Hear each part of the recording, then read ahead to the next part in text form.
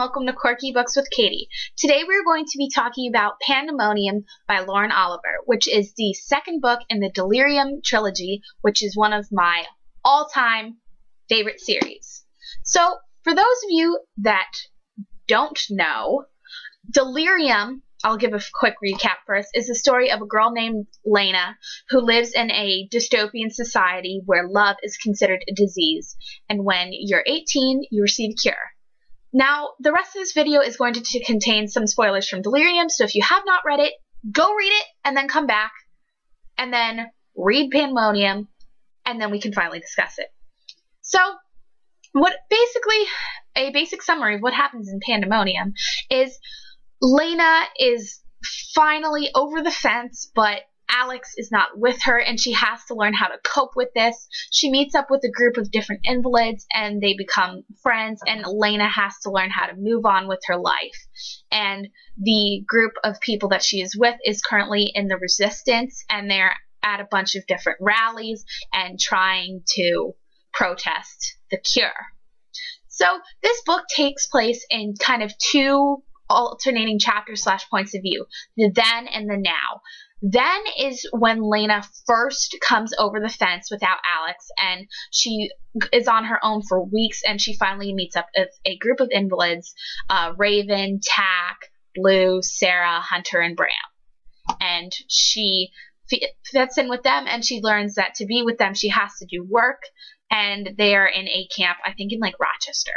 And then the now part is I think it's a couple months in the future, and Lena is in New York City, and she's at a rally, and she's told to tail Julian, and they get stuck together.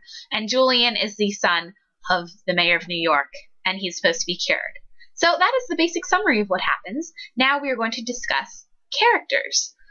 As I've said before, Lena is definitely one of my favorite female protagonists. She's not really annoying, and she's so awesome. And in this book, I felt so bad for her so many times because the love of her life died when she was going over this fence, and a part of herself kind of died with Alex, and she has to discover who she is without him.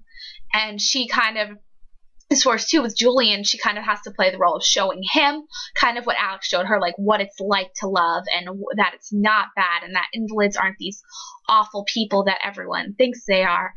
I'm so excited to see where Lena's character is going in Requiem. Now we're going to talk about Julian. Ugh, man.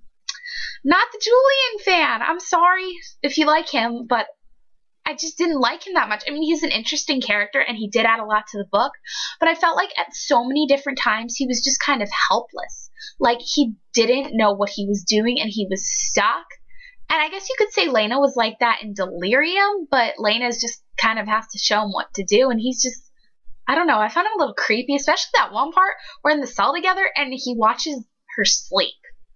And she's just like, oh yeah, he's watching me sleep. If some guy I barely met was watching me sleep, I would be creeped out. I don't know about you guys, but I would be. One of my other favorite characters in the book is Raven. She is kind of the leader of the group of invalids that Lena is with. She's so badass because she's basically just going, doing whatever she wants. She's only a couple years older than Lena, and she's the one that's just running the show. So now we're going to talk about what I liked about the story itself. This is different from Delirium in so many ways. Delirium is kind of like a flowery love story. It has depth and stuff, but that's basically what it is. And Pandemonium's not like that. It's like fast-paced, and it's action at every corner, and you don't know what's coming next. There are so many plot twists in this book. It just blew my mind. And I did like this the same because it was so different, but I felt like it's what you needed, and it was not a disappointing second book. Because, you know, when trilogies, there's that disappointing second book where nothing happens, and it's just kind of like, first book is up here, second book's down here, and third book is up here. Yeah, this was not a disappointing second book. It's very good. And, as always, Lauren Oliver is such an amazing writer.